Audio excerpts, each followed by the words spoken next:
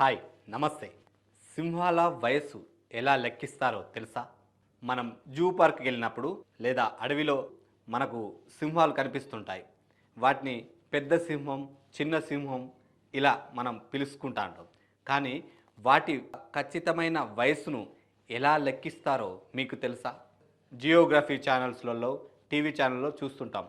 8 ఏళ్ళ మొగ సింహం, 6 ఏళ్ళ ఆడసింహం వాటి వయస్సు ఖచ్చితంగా చెప్పగలుగుతారు. అది ఎలా సాధ్యమైంది? శాస్త్రవేత్తలు సింహాల వయసును ఖచ్చితంగా చెప్పడానికి శారీరక లక్షణాలను పరిశీలిస్తారు. ఇవి సింహం వయసును నిర్ధారించడానికి సహాయపడతాయి. వాటిలో ప్రధానమైనది సింహం ముక్కు రంగు.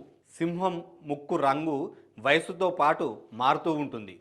చిన్న సింహం పిల్లకు గులాబీ రంగు ముక్కు ఉంటే వయసు పెరిగినా కొద్దీ నల్లని మచ్చలతో ముక్కు మారుతూ వస్తుంది.